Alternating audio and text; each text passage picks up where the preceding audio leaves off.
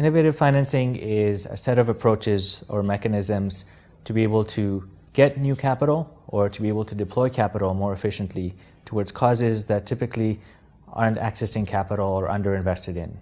And so one of the examples that are typically cited are vaccine bonds. And vaccines, particularly for tropical diseases, are underinvested in.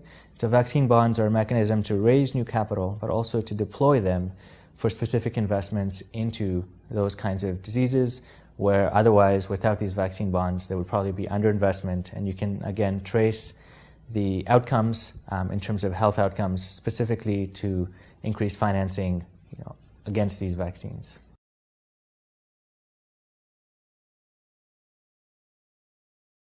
So a vaccine bond is a mechanism to be able to raise capital from large institutional investors and to deploy that to R&D, specifically to those tropical diseases. And so there are different variations of vaccine bonds that are in the marketplace. One variation, for example, is what's called an advanced market commitment, which is one implementation of innovative financing, which basically says that there's a payout when you do have an investment in a certain kind of vaccine that otherwise would not be guaranteed some type of payout. So if you think about regular vaccines, decisions are made to invest in vaccines because there's the ability to capture a market and to capture value. Whereas for tropical diseases, perhaps that isn't as compelling because of the nature of the payers of that kind of vaccine. In this case, you're able to guarantee a certain number of units that might be sold and a certain value capture as long as you're able to deliver a vaccine that meets certain quality and efficacy standards. And so in this way, it's a mechanism to incentivize more R&D within these kinds of diseases, but also to deliver very tangible social benefits to people as a result of their health outcomes.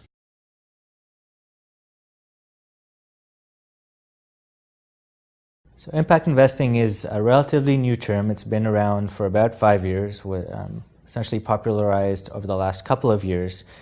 Really came to light in a convening hosted by the Rockefeller Foundation in 2007, where they brought together a bunch of the leading investors in the social sector to try and understand how to unlock new sources of capital to be deployed towards social issues or environmental issues, but also to be able to find a better balance between investments and philanthropy. Because for a lot of organizations, it's not just one or the other. It's an interesting way to think about the combination between the two. And so impact investing, as it's defined, is really the ability for capital to generate more than just financial returns. And that includes some type of social return, as well as a range of financial returns. It could be at market, below market, or above market.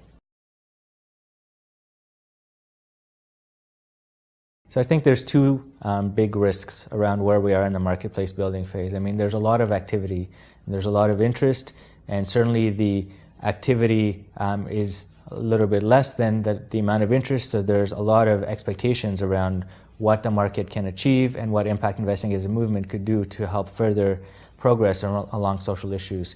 So I think the biggest challenge is around managing expectations. Impact investing is not going to solve all the issues that we have, and it's certainly a good tool in the toolbox, and I think we need to look at it as that. I think the second thing is to really strengthen the definition of impact when we talk about impact investing. Similar to when we talk about corporate social responsibility, there's a notion of perhaps greenwashing in some CSR initiatives. And so I think it's really important for the field as well as individual actors to maintain a high bar on the definition of impact that they use. And I think if we reduce that, if we make impact investing in a sense too easy, I think that's a challenge for the field. On the other hand, though, as one of the reports that came out in 2009 said, we can't make it too hard. And so we have to find the right kind of balance. And I think as a field, because there's a lot of activity and interest, perhaps with a broad definition of impact investing we've used today, it might be too easy for some organizations to do it, but we can certainly set a higher bar around impact, and I think that's what's needed.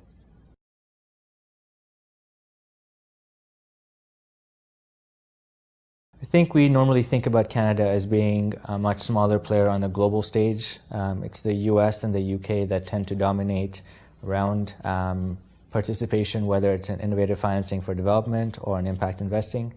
However, we're seeing a lot of activity within Canada around impact investing. It's coming from across the country. We have one of the most robust credit union sectors globally.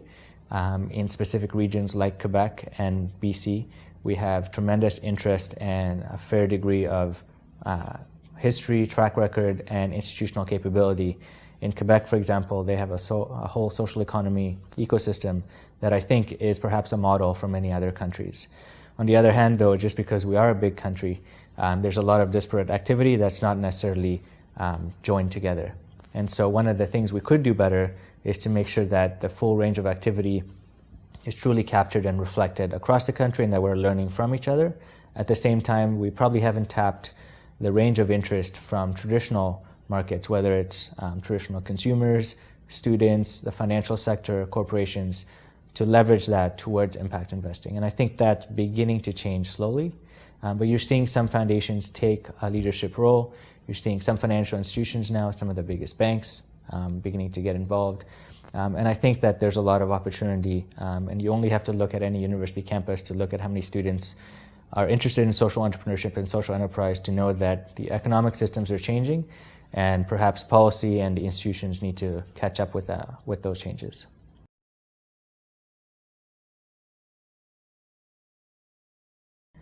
Well, there's several versions of what it could look like. I think the one thing would be for any investor that's looking to make an impact investment, they would be able to do that in any part of their portfolio. They would effectively be able to integrate impact considerations in any asset class, in any sector, and any geography that they invest in.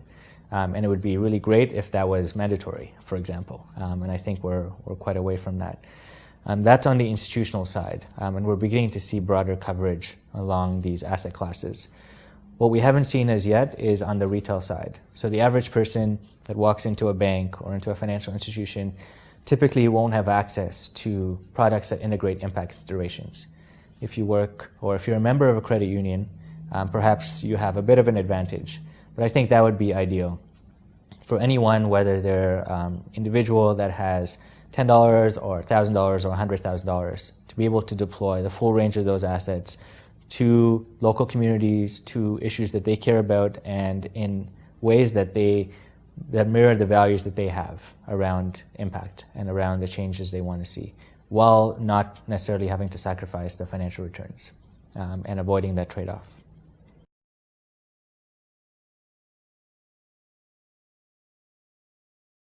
I think one of the challenges we have in this field is the transparency around a theory of change for investors as well as for the investees, the opportunities that they invest in. They have to be aligned, and often they're not transparent.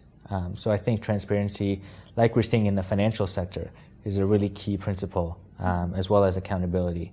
And so if we're able to incentivize additional transparency in this sector, if we're able to understand the true needs and opportunities, and in what instances capital is actually a potential way to address an issue, because in many cases it may not be.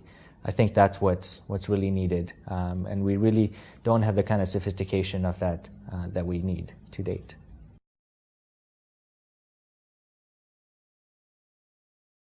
So I think there's probably two ways of looking at this. One is the whole concept of fiduciary responsibility.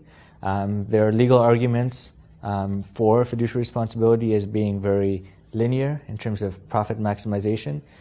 Some of those, a lot of those are being dispelled now from a legal perspective, as well as philosophically when you look at institutional investors, pension funds, etc. They are mandated to look over long-term time horizons. So at least in my opinion and the opinion of a lot of others, it's integral that they look not only at the financial returns, but at the broader returns to society of their investments. So I think there's a legal argument there that increasingly is on shaky ground in terms of that it's only about financial return maximization. From the business perspective, one of the ways that you could integrate impact considerations is through what's called the B Corps, so B corporations. B Corps are this movement of creating companies that matter to the world, where basically you're able to incorporate in your articles of incorporation the notion that you're accountable to a range of stakeholders as opposed to just your shareholders. So for example, my company, we're a B Corp. And so we're obligated to think about the broad range of value we're creating to society and how we reward the broad range of stakeholders we engage in. And so that's because it's embedded legally into your articles of incorporation. There's a measure of accountability. There's a high bar for getting in to be certified to be a B Corp, and then you go through regular audits. And now there's a community of about 700 across North America, and increasingly becoming a global marketplace. What you're also seeing is that investors are willing to reward companies that do incorporate these considerations into how they run their businesses. We're seeing early evidence that some of these businesses can be better places to work at and have happier employees and translate into real business value as well as community value. And so I think, again, over time, we'll be able to prove that social enterprises and social businesses are actually better businesses on their own, as opposed to, again, thinking about this trade-off. And B Corps are one example of how to do that.